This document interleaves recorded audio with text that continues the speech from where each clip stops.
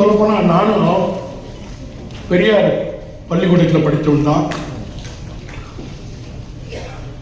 பெரியார் கல்லூரியில் படித்தவன் தான்.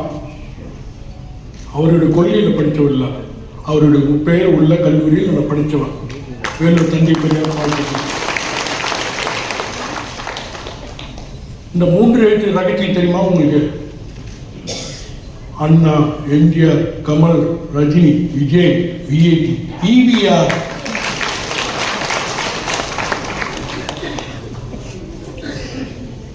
ஈவிஆர் என்ற வார்த்தை கேட்டாலே தனி சுகம். இன்னைக்கு விஐடிக்கு காரணம் ஈவிஆர் தான். எம்ஜிஆர் கொடுத்துக்காரர், அது வேற விஷயம். ஈவிஆர் தான் திராவிட கழகம் உருவாக்கினார்.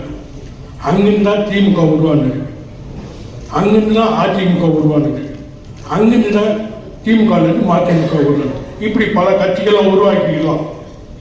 ஆனால் இன்னைக்கு திராவிட கழகம் இல்லைன்னா எம்ஜிஆர் இல்லை, அதிமுக இல்லை, மதிமுக இல்லை, திமுக இல்லை.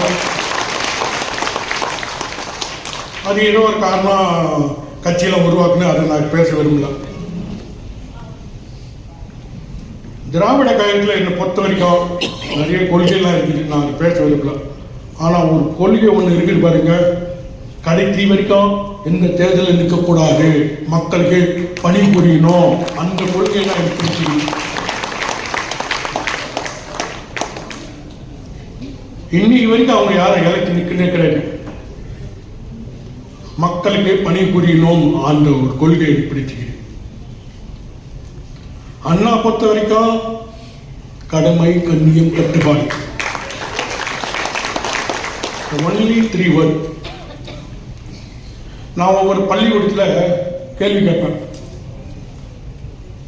Who is the first Tamil Nadu CM கேட்பேன். தமிழ்நாட்டில் முதலமைச்சர் யாரு கேட்பேன்.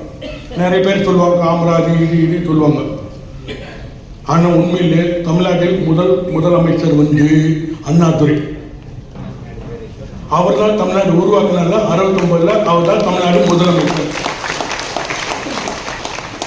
அதே போல மெட்ராஸ் புரோவிஷனல் கடைசி முதலமைச்சர் யாருன்னு கேட்பார், அண்ணாதுரை தான். அவர் தான் கடைசி மெட்ராஸ் புரோவிஷனல் க்ளோஸ் பண்ணிட்டு தமிழ்நாடு உருவாக்குனார். இது மாதிரி பல கேள்வி கேட்பேன். அது அண்ணாதுரை பற்றி கேட்பேன். அதே மாதிரி கடமை, கண்ணியம், கட்டுப்பாடு, டியூட்டி, டிக்னிட்டி, டிசிப்ளின், இந்த 3 வார்த்தையை பின்பற்றிங்கன்னா வாழ்க்கையில் முன்னேறலாம்.